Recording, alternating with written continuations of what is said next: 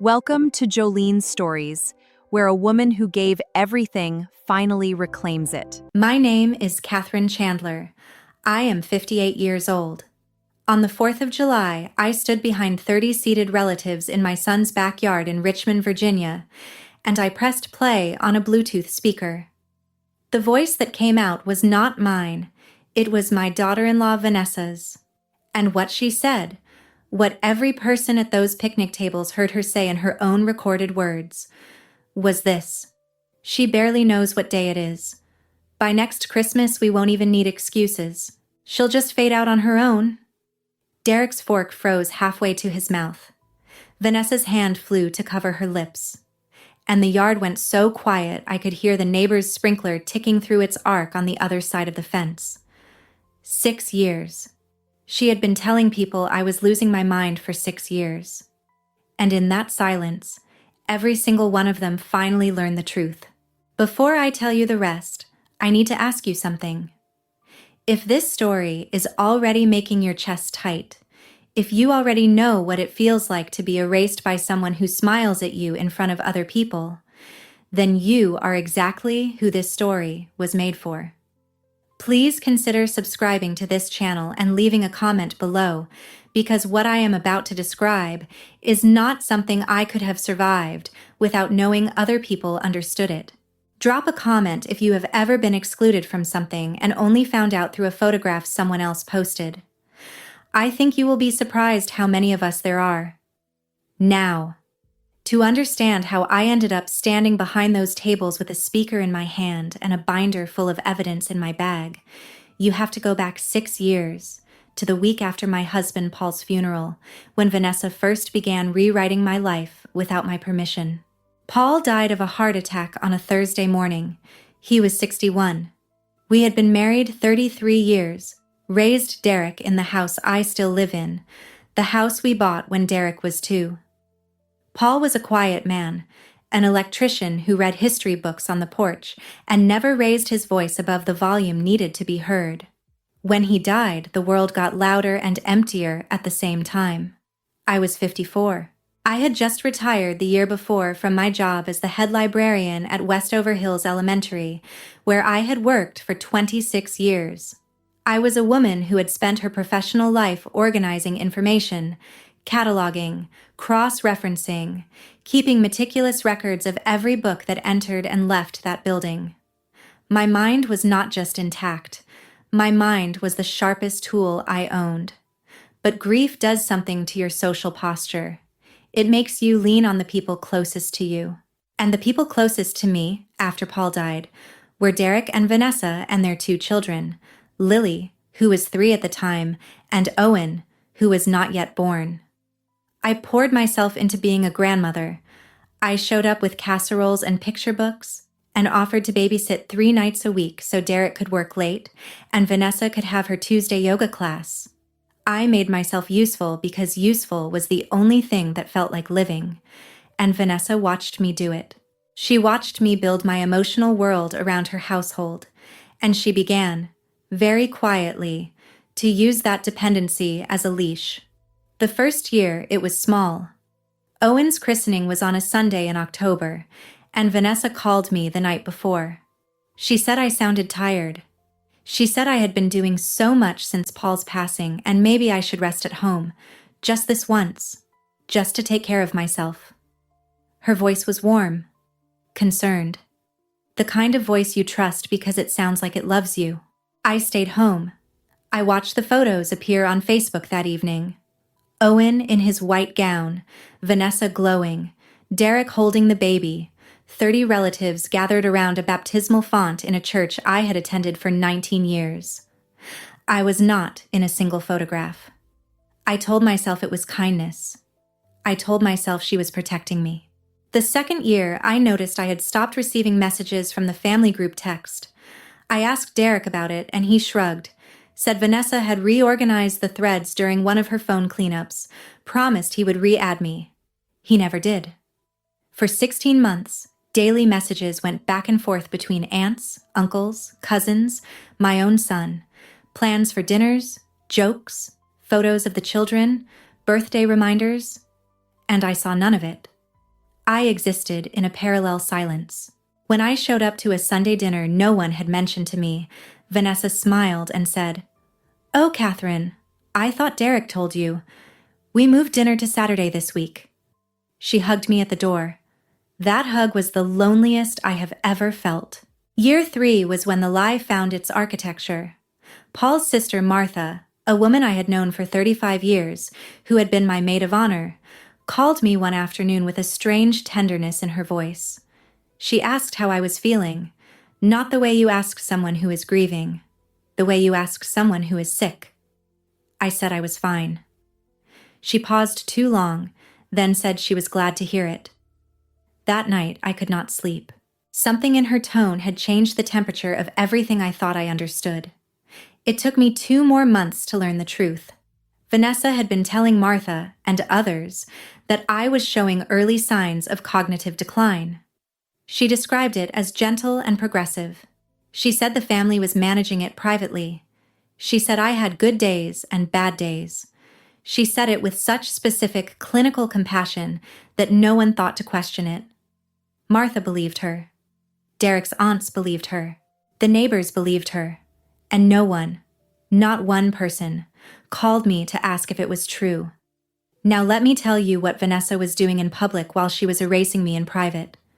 This is important because you need to see both faces clearly, the way I eventually had to see them, side by side, in order to understand why I did what I did.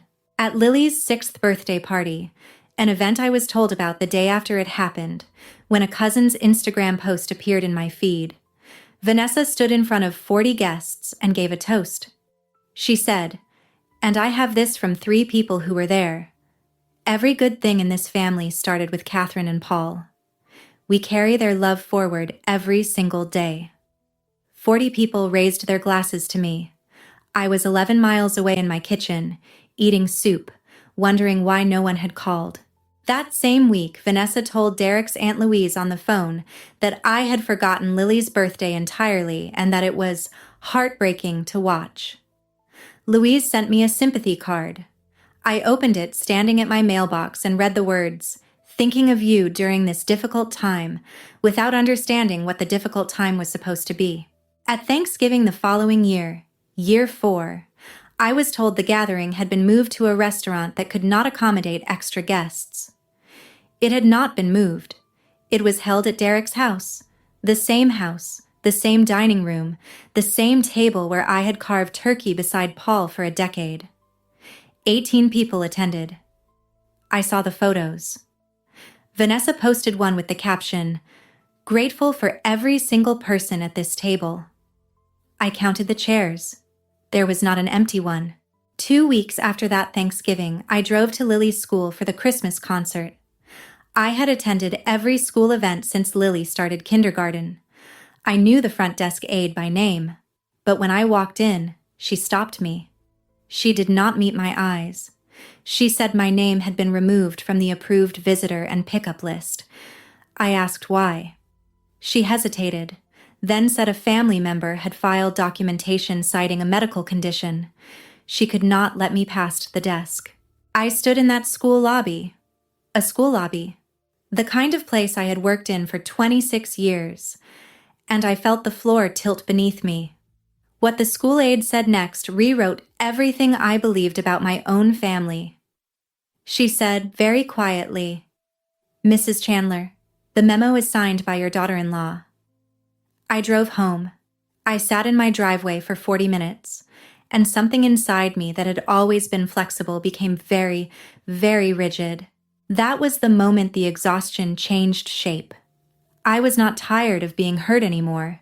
I was tired of performing, tired of smiling at the woman who was telling the world I was disappearing, tired of searching people's eyes for the pity I had not earned, tired of wondering which version of me people were seeing when they looked at my face, the real one, or the fiction Vanessa had built around me like a wall I could not see from the inside. I stopped being sad. I did not become angry. Exactly. I became still. The kind of still that comes before something structural gives way. Year 5 is when the librarian woke up. I sat down at my kitchen table with a legal pad and a cup of coffee that went cold 3 times, and I began to do what I had done professionally for 26 years. I organized information. I cross-referenced 6 years of family social media posts against my own calendar. Birthday posts, holiday photos, tagged locations, check-in dates. I documented every event I had been excluded from, every single one. The birthdays, the Thanksgivings, the school recitals, the Sunday dinners, a beach vacation to the Outer Banks. I was told nothing about until Lily mentioned the sand in her shoes. 47 events. I logged each one in a ledger with the date, the attendees I could identify from photographs, and the specific excuse Vanessa had given for my absence. 31 of those excuses referenced my health. 11 referenced my preference to be alone. 5 referenced scheduling conflicts that did not exist. I filled 14 pages. My handwriting was steady on every one. Then the money surfaced. Martha, who by now was carrying guilt like a stone in her coat pocket, forwarded me an email chain she had found while cleaning out her own inbox. The chain showed that over 4 years, extended relatives had mailed me birthday and Christmas checks totaling $5,800, cards addressed to me, envelopes with my name on them. Vanessa had intercepted every one. She deposited them into her personal account using a mobile deposit app. I could see the deposit confirmations in the forwarded emails, my name on the checks, her account number on the deposits. $5,800 is not a fortune, but $5,800 stolen from a widow by the woman who was telling people that widow could not remember her own grandchildren's names, that is something else entirely. That is arithmetic with cruelty built into every digit. Around the same time, a neighbor named Gary forwarded me a screenshot from the neighborhood Facebook group. Vanessa had posted asking for memory care facility recommendations for a loved one. She did not use my name, but the post was written with the specific, practiced sorrow of someone who had been rehearsing this narrative for years. 43 people commented with sympathy and suggestions. 43 people in my neighborhood believed I was losing my mind. I read every comment. I recognized names, people I had waved to from my porch, people whose children I had helped find books. Not one of them knew the loved one's mind was perfectly intact. I went to the hall closet and pulled out a 3-ring binder. It was the same kind I had used for 26 years to organize library inventory. Heavy duty, dark blue, with clear plastic sleeves and tabbed dividers. I had a box of them in the garage, relics of my career, and I chose the one with the fewest scratches on its cover. I set it on my desk. I opened it to the first empty page, and I began. 11 months. That is how long the binder took to fill. I built it the way I would have built a reference archive, time-stamped, tabbed by date, cross-referenced by subject. 23 voice notes Vanessa had sent to various relatives describing my so-called episodes, forwarded to me by Martha and 2 other family members who had begun to doubt. 14 recovered group chat screenshots from the thread I had been removed from, showing Vanessa's running commentary on my supposed decline. The school's written medical restriction memo, which I obtained through a formal records request. The neighbor's Facebook post, printed with all 43 comments visible. The email chain documenting the redirected checks with deposit confirmations. Every item had a date. Every item had a source. Every item had a tab. And then Martha forwarded me the voice note that changed everything. It was a message Vanessa had sent to Derek's aunt, forwarded to Martha, who forwarded it to me. Vanessa's voice was casual, almost cheerful. She said, "Honestly, she barely remembers her own grandkids' names. By next Christmas, we won't even need excuses. She'll just fade out on her own." I listened to it 3 times. The 3rd time I listened with my eyes closed, and I heard something I had missed in the first 2 plays. A small laugh at the end. Not a cruel laugh. A comfortable one. The laugh of someone who believed she had already won. I placed the recording in the binder under its own tab. I labeled it in blue ink, and I knew where it would be played. In 6 weeks, I would understand why Vanessa brought that banana bread. That Tuesday, I just said, "Thank you." During this time, something unexpected arrived. A message on LinkedIn from a woman named Rachel. I did not know her. She explained that she was Derek's college ex-girlfriend. They had dated for 2 years before he met Vanessa, and she had recently seen a family photo posted by one of Derek's cousins. She recognized me, and she had something to tell me. 6 years ago, when Derek and Vanessa first got married, Vanessa had contacted Rachel directly and warned her to stay away from her mother-in-law. The exact words, which Rachel screenshotted and kept, were, "Stay away from my mother-in-law. She gets confused and violent." Rachel, a woman I had never met, had been told I was dangerous. She had believed it for 6 years. She stayed away from Derek's entire family because of it. And now, seeing the family photo, seeing me smiling and clearly present and clearly not the person Vanessa had described, she felt she needed to reach out. I stared at Rachel's message for a long time. A woman I had never met was told I was violent. The same playbook, the same lie, applied to every person who might have been close enough to see the truth. Vanessa had not just isolated me from my family. She had built a perimeter around Derek's entire world and told everyone outside it that I was the threat. Rachel agreed to something I asked carefully and specifically. She agreed to be present, available by phone, on the 4th of July, if her testimony was needed. She did not know exactly what I was planning. She knew enough. Martha was my other ally, and Martha was afraid.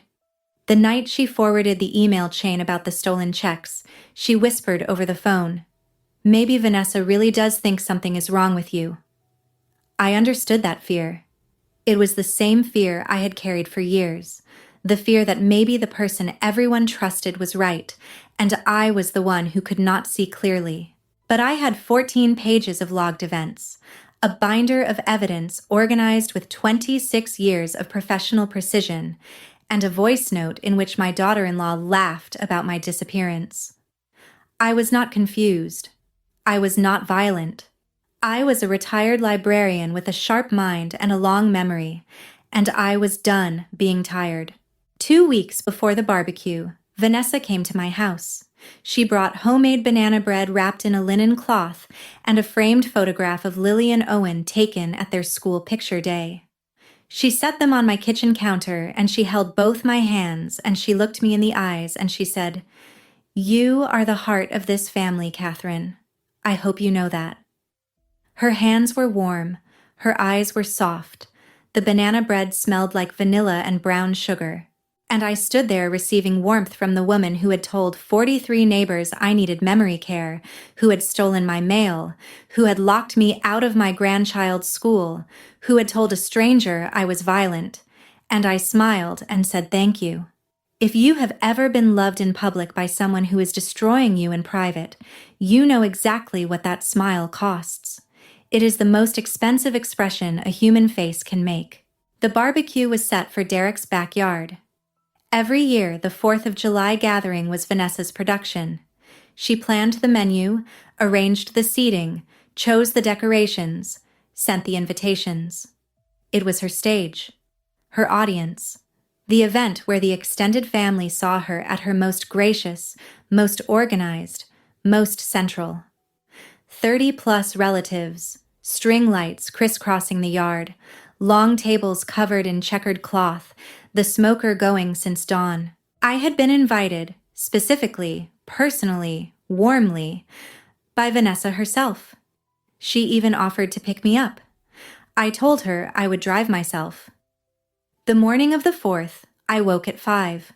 The house was still dark. I made coffee in the kitchen where Paul and I had eaten 10,000 breakfasts, and I sat at the table with the binder open in front of me for the last time. I did not reread the contents. I knew them by heart. Instead, I ran my hand across the cover. The dark blue surface, the small scratches, the weight of 11 months of careful, quiet work. Then I closed it. I had spent the previous evening at the FedEx office on Broad Street, making 30 photocopied packets of the key evidence, the voice note transcripts, the school memo, the check deposit records, the Facebook post, Rachel's screenshots. Each packet was stapled in the upper left corner, the way I used to staple parent newsletters at the library. 30 packets, one for every table, with extras. I showered. I chose a blue cotton dress I had bought the previous summer and never worn. Simple, comfortable, the kind of thing you wear when you want to move freely. I put on flat sandals. I did my hair the way I always did it. I looked in the mirror, and I saw a woman who looked ordinary in every way except her eyes, which were very still. I loaded the binder, the evidence packets, and a small Bluetooth speaker into a canvas tote bag. The speaker was the size of a coffee mug, the kind Lily had given me for Christmas 2 years ago, so I could listen to audiobooks in the garden. I set the tote bag on the passenger seat of my car. I drove to Derek's house. The drive took 11 minutes. I remember every traffic light. When I arrived, the yard was already filling. I could smell hickory smoke and charcoal from the street. String lights were strung between the oak tree and the back of the house, not yet lit because the sun was still high and hot. Children were running through a sprinkler near the fence. I recognized faces as I walked through the side gate. Derek's Uncle Bill and Aunt Louise at the far table. Martha standing near the drink cooler with a glass of sweet tea. 3 of Derek's cousins from Norfolk clustered near the grill.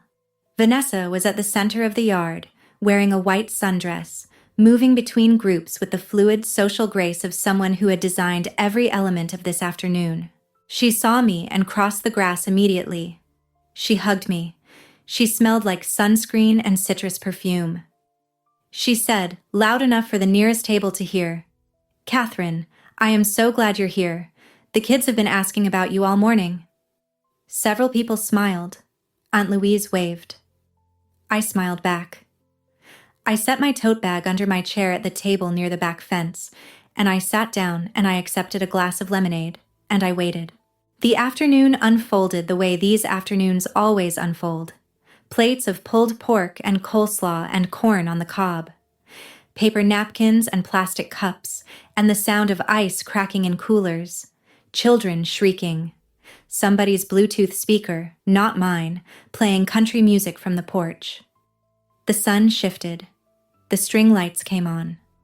Conversations layered over one another like warm water. This was the surface of my family. This was what it looked like from the outside. Comfortable, generous, whole. And underneath every smile, every refilled plate, every easy laugh, there was a woman at the center who had spent 6 years telling these very people that I was fading away, and not one of them could see it because the surface was so well maintained. Vanessa gave a toast. She stood at the head of the main table and tapped her glass, and the yard quieted down. She spoke about family. She said, "This yard, this day, these people, this is what matters. Family is everything. Every person here is here because they belong." She looked at me when she said it. She lifted her glass in my direction. People turned and smiled at me. I raised my lemonade. I held the smile. I held it the way you hold something breakable that you are about to set down for the last time. The toast ended. People clapped. Vanessa sat down. Derek refilled his plate. The conversation resumed. And I reached under my chair and unzipped my tote bag. If you are listening to this and you are holding a truth that could change a room, if you are sitting inside a gathering where the person who hurt you is being applauded, I want you to know that the moment before you speak is the hardest moment there is. Not the speaking, the silence right before it. The last second where the old world still exists. I stood up. I did not stand up dramatically. I simply stood, the way you stand when you are going to get another drink. But I did not walk toward the cooler. I walked to the gap between the 2 long tables where Vanessa had been standing minutes earlier. The checkered tablecloth brushed against my hip as I passed. I could feel the grass, still warm from the afternoon sun, pressing through the thin soles of my sandals. I was holding the small Bluetooth speaker in one hand. I set it on the table between a half-eaten plate of corn and a sweating glass of sweet tea. I connected my phone. My thumb found the Bluetooth pairing button without looking. I had practiced this connection 4 times in my kitchen the night before. I did not say a word yet. 2 or 3 people glanced at me. Most were still eating. Derek was telling a story to his cousin about a job site. A firefly blinked once near the fence post and disappeared. The string light swayed in a breeze so faint it barely moved the napkins. I pressed play. Vanessa's voice came out of that speaker like a door opening onto a room nobody knew existed. The sound was clear, clearer than I expected in the open air, and it carried across the yard the way a church bell carries, reaching every corner whether you want it to or not. The first recording was from 3 years ago, a voice note she had sent to Martha, describing one of my supposed episodes. Her tone was concerned, caring, convincing. She called me by the wrong name twice yesterday. I didn't want to say anything at dinner, but it scared me. Martha, sitting 8 feet away, set down her tea. The glass hit the table harder than she meant it to, and a small splash of amber liquid spread across the checkered cloth. Her face went white. She had heard this recording before, in her own inbox, believing every word. Now she was hearing it played in daylight, in front of everyone, and the context had changed completely. Her hand moved to her throat, the way a person reaches for something when the ground shifts. I let it finish. The last syllable hung in the air for a moment, and then there was nothing but the distant hiss of the neighbor's sprinkler and the low creak of Uncle Bill shifting in his folding chair. I pressed play on the second recording. This one was sent to Aunt Louise. Vanessa's voice describing how I had gotten lost driving to the grocery store and called Derek in a panic. She was crying on the phone, Louise, just sobbing. She couldn't tell me where she was. 2 miles from her house, and she couldn't find her way back. It never happened. Not once. Not any version of it. Louise looked at Vanessa. The skin around her eyes tightened. She looked like a woman doing arithmetic in her head, recalculating every conversation she had ever had about me.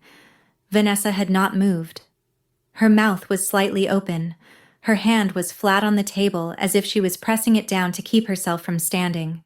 The condensation from her glass had pooled beneath her fingers, and she did not seem to notice.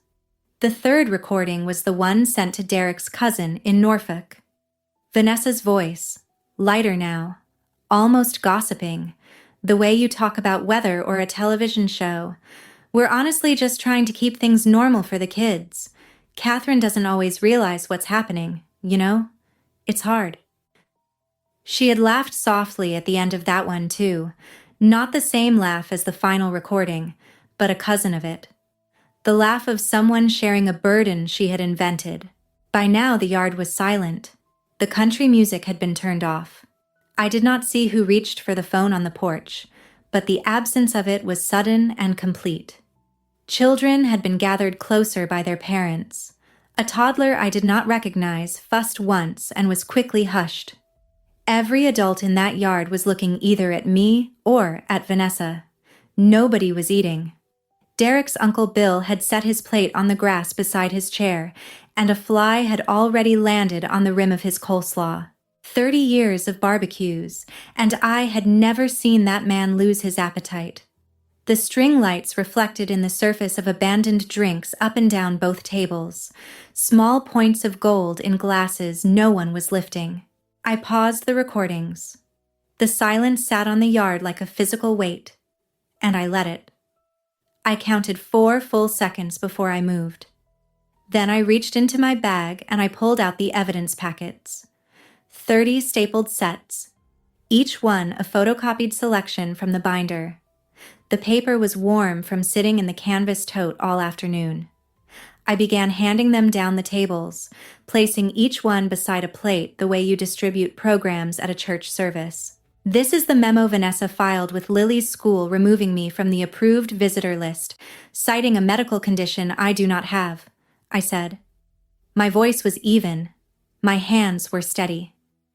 The packets made a soft sound as they passed from hand to hand, the whisper of paper against paper. This is a screenshot from the neighborhood Facebook group where she asked for memory care recommendations. These are the deposit records for $5,800 in birthday and Christmas checks that were mailed to me by people in this yard and deposited into Vanessa's personal bank account. The packets moved from hand to hand. Some people held them at arm's length, the way you hold something whose weight surprises you. I watched people read. I watched Uncle Bill put on his reading glasses, bifocals he kept in his shirt pocket, and lean over the deposit confirmations, his thick finger tracing the account numbers. I watched Aunt Louise's mouth form a small O and stay there, frozen, as her eyes moved across the school memo. I watched Derek's cousin from Norfolk flip to the second page and then look up at Vanessa with an expression I had never seen on his face. Not anger yet. Something before anger. The moment when understanding arrives and the body has not decided what to do with it. I watched Martha, who already knew most of it, press her hand over her mouth and close her eyes. Her shoulders shook once. A tear slipped below her closed lashes and ran along the crease beside her nose. She did not wipe it away. Derek was holding his packet with both hands.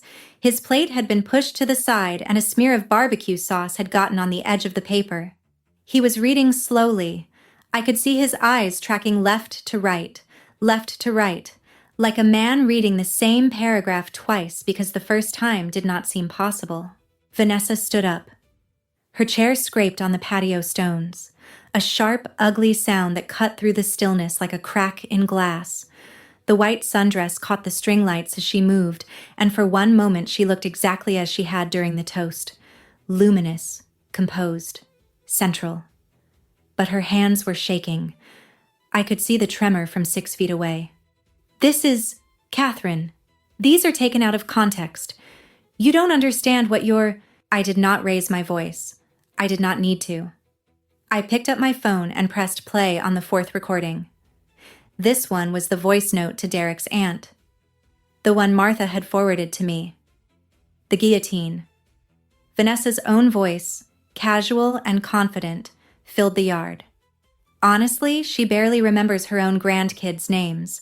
By next Christmas, we won't even need excuses. She'll just fade out on her own. And then the laugh. That small, comfortable laugh. It lasted less than 2 seconds. It carried across the checkered tablecloths, and the abandoned plates, and the sweating glasses of lemonade, and it reached every ear in that yard. And when it ended, the silence that followed was not empty. It was full. Full of 30 people hearing the same thing at the same time and arriving at the same understanding together. The silence after that recording was the loudest sound I have ever heard. It was louder than the argument that would come, louder than the crying, louder than the car doors that would slam later that night. A moth circled the nearest string light, its wings ticking softly against the bulb. Somewhere inside the house, the ice maker released a batch into the tray, a muffled clatter that nobody acknowledged. In that silence, 30 people recalculated 6 years of family history. Every absence I had been excused from, every pitying phone call, every time someone had spoken to me slowly or touched my arm with too much tenderness, every time they had exchanged glances over my head when they thought I was not watching. It all rebuilt itself in their minds, and the architecture was completely different now. The woman they thought they had been protecting was the woman who had been building a cage around me, and they had been handing her the materials. Vanessa tried again. Her voice rose half an octave, the pitch of someone who is reaching for control and finding only air. Derek, tell them. Tell them she's confused. You've seen it. Tell them. Her voice had lost its warmth. The social instrument she played so beautifully, that measured, caring, confident voice, was cracking like a glass someone had gripped too hard. She took a step toward Derek. Her sandal caught the edge of a chair leg, and she stumbled slightly, catching herself on the table. The motion knocked a plastic cup onto its side. Nobody reached to right it. The lemonade pooled slowly across the checkered cloth, reaching the edge of an evidence packet, and still nobody moved. Derek did not speak. He was staring at the evidence packet in front of him. His lips were pressed together so tightly the color had gone out of them. His hands were in his lap. I had raised this man. I had packed his school lunches for 13 years. I knew every expression his face could make, and this one, this flat, locked stillness, was one I had never seen. It was the face of a man standing in a house he had just learned was built on someone else's foundation. Uncle Bill spoke from his chair. He had not stood. He did not need to. His voice was low and flat, the voice of a man who has made a decision and is simply informing the room. "How long have you known about this, Derek?" Derek did not answer. His jaw moved once, as if he were going to speak, and then stopped. The muscle in his cheek pulsed. He looked down at the packet again. I watched his thumb crease the corner of the page, folding it and unfolding it, a small unconscious movement that said everything his voice would not. 12 seconds passed. I counted them by the ticking of the sprinkler on the other side of the fence, and then a voice came from a direction no one expected.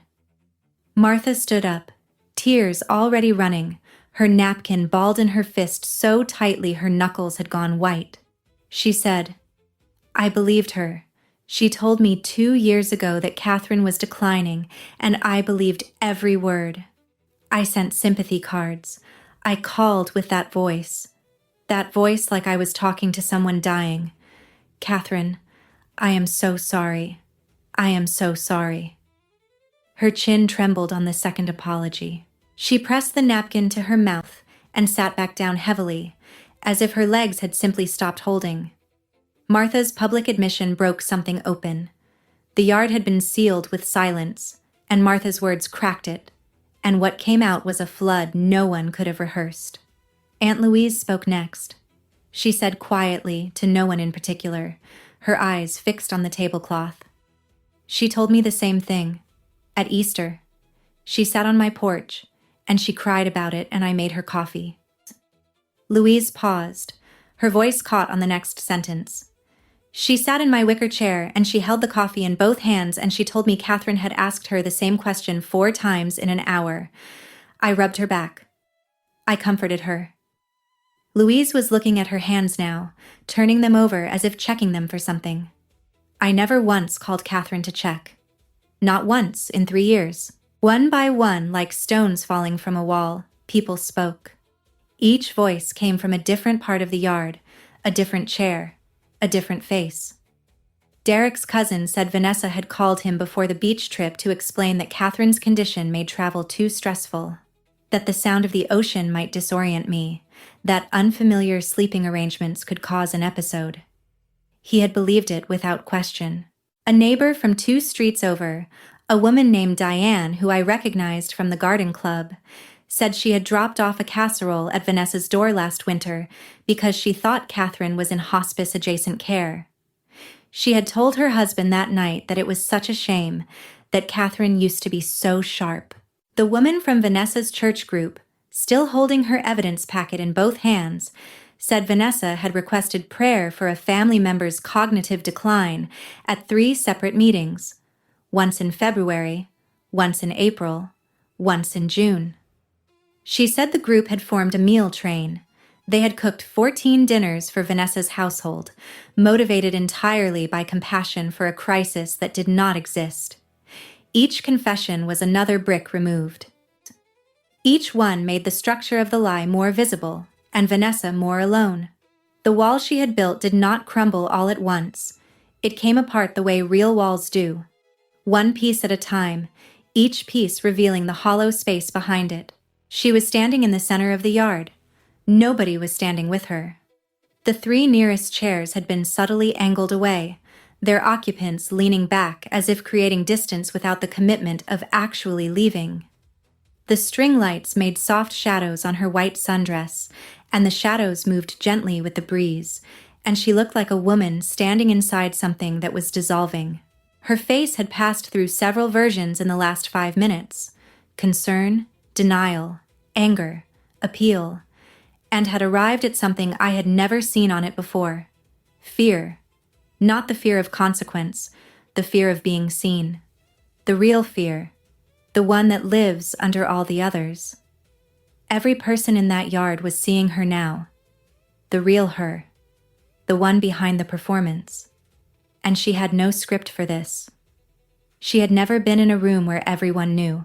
I watched her eyes move from face to face, searching for an ally, for one person whose expression had not changed, and finding none.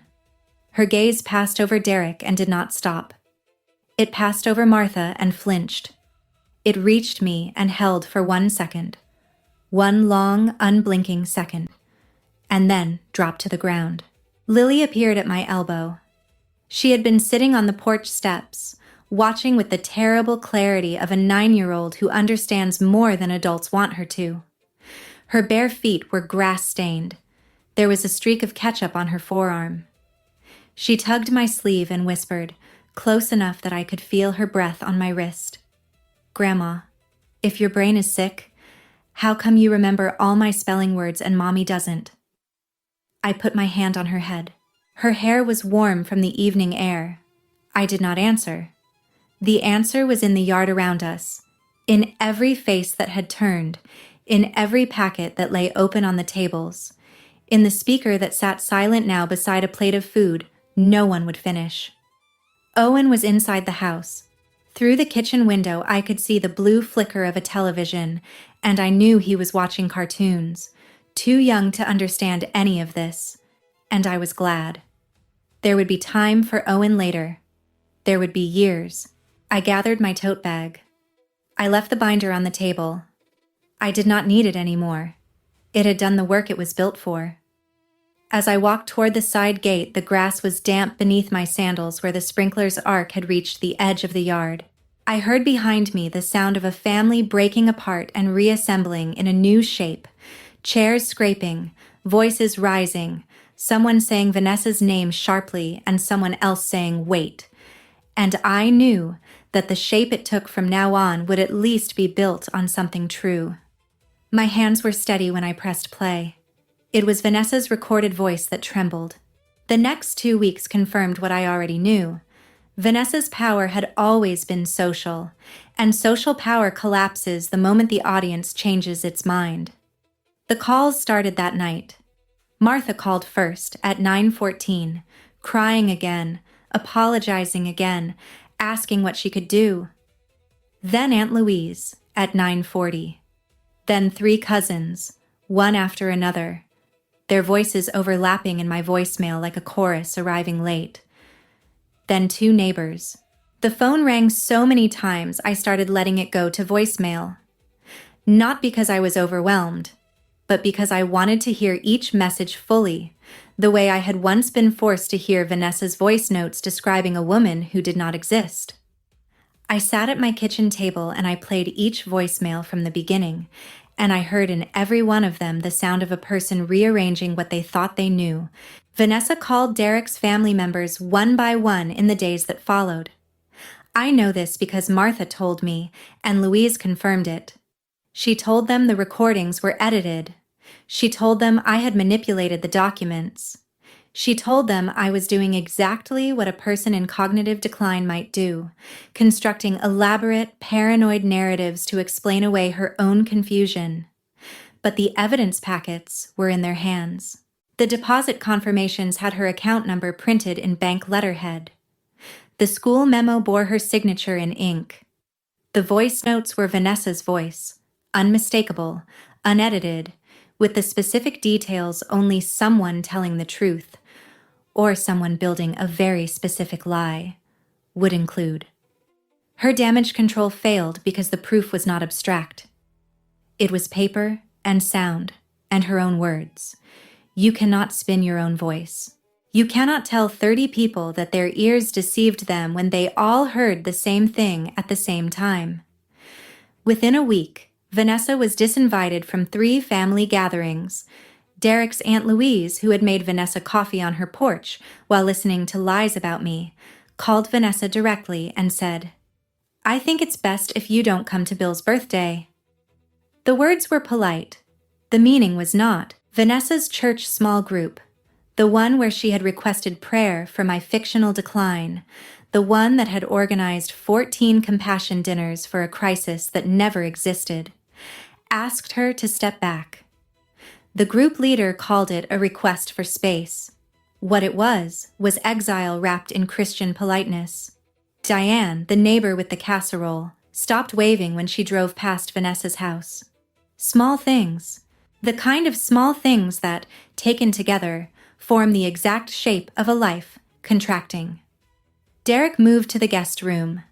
I know this because Lily told me, matter-of-factly, the way children report seismic events. Daddy sleeps in the room with the blue blanket now. Lily, who was now coming to my house 3 afternoons a week, who sat at my kitchen table doing homework while I made the oatmeal raisin cookies and apple slices Vanessa had never allowed me to bring to her house. Derek and I did not speak about Vanessa directly. We did not need to. When he dropped the children off, his face carried the specific expression of a man who is realizing the floor he built his life on was not level and never had been. He looked at me differently now. Not with pity. Not with the careful tenderness people use with the fragile. He looked at me the way you look at something solid after you have learned that everything else was soft.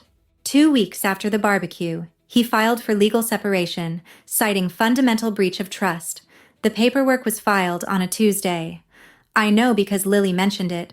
Daddy had to go to the building with the big stairs today. I filed a small claims case for the $5,800 in stolen checks. Not because I needed the money, because I needed the record. A librarian understands that what is documented is what survives. What exists only in memory can be denied. What exists on paper endures. The case was filed in Richmond General District Court on a Wednesday morning, and the filing became a public record that anyone could access. The money was a number. The record was permanent. Rachel, Derek's college ex-girlfriend, sent me a message the day after the barbecue. She had not been there. She was in Charlotte, 270 miles away. But Martha had called her that night and told her everything. Rachel wrote, "I spent 6 years thinking you were a dangerous person. I avoided an entire family because of what Vanessa told me. I am glad you are who you actually are." I read the message twice. Then I printed it on the same printer I had used to print the evidence packets.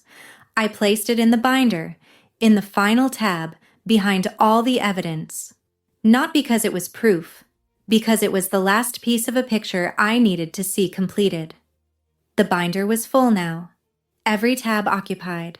Every page accounted for. The work was done.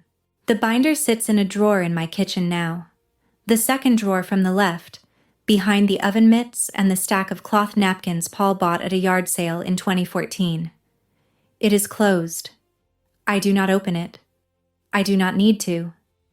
Its weight in that drawer is enough. The knowledge that it exists, that it is organized, that it is complete. The binder began its life as an empty relic from my library career, a shell from a professional life I thought had ended. It became the most important archive I ever built, and now it is at rest. Closed, cataloged, finished. The way a book is finished when the last reader sets it down and the spine settles and the pages press together in the dark. The framed photo of Lily and Owen that Vanessa brought with the banana bread. I kept it. It sits on my kitchen windowsill where the morning light hits it at 7:15 and makes the glass glow warm. The children in the photo are smiling. They were smiling when Vanessa used them as props in her performance of family devotion. They are smiling now, in my kitchen, in a frame I kept not because of who gave it to me, but because of who is in it. The photo has not changed. Everything around it has. The banana bread is long gone. The linen cloth it was wrapped in I washed and folded and put in the same drawer where the napkins live. I do not think about it when I open that drawer. I think about the napkins. I am recording this from that kitchen. The same kitchen where Paul and I raised Derek. The same kitchen where I sat with a cold cup of coffee and a legal pad and began the work that would take 11 months and end in a silence that changed everything. The binder is in a drawer behind me, closed, and I will never need to open it again. Outside, the neighbor's sprinkler is running. The same sprinkler I heard through the silence at the barbecue. It sounds different now. It does not sound like evidence or memory or the background noise of a family coming apart. It sounds like a Tuesday afternoon in a house that belongs to a woman who is exactly who she has always been. The light through the window is the color of weak tea. The refrigerator hums its low, constant note. The house is quiet, and the quiet is mine. Lily comes over on Wednesdays now. She arrives at 3:30 with her backpack half unzipped and her shoes untied, and she sits at this table and reads chapter books. Real chapter books. Not the picture books Vanessa said were all I could handle. Last Wednesday, she was reading a book about a girl who solves mysteries in her school library. She looked up from her book and said, "Grandma, how come you know all the hard words?" And I said, "Because I was a librarian, sweetheart. Librarians never forget the words." She nodded like this made perfect sense and went back to reading. She turned the page with her index finger, carefully, the way I taught her. Owen sat on the floor beside us, stacking blocks into a tower and knocking it down and laughing every time. The sound of his laughter and the sound of Lily turning pages filled the kitchen, and I sat there with my coffee. Warm this time, not cold. And I did not need anything else in the world. I used to think that being believed was the same as being loved. I was wrong. Being believed is the bare minimum of being respected. Love is what remains after the truth has come out, and the room has gone quiet and someone is still standing beside you. Martha stands beside me now. Not because she believed me from the beginning. She didn't. Because when the truth became undeniable, she chose it over comfort. If someone in your family has been explaining your absences for you, if people you love are speaking to you with a gentleness nobody will explain, ask them directly what they have been told, because you are not crazy, and you deserve to know what is being said in rooms you were removed from. The version of you that someone else is narrating does not have to be the version that survives. Tell me in the comments, have you ever discovered someone was rewriting your story behind your back? This story has been told. One dark blue binder, one Bluetooth speaker at a 4th of July barbecue, and one 9-year-old girl who knew her grandmother's mind was fine. If anything here made you feel less alone in what you have carried, or if it reminded you that keeping records is not paranoia, it is protection, I would like to hear from you. Leave a comment, subscribe if this is your first time here, and I will see you in the next story.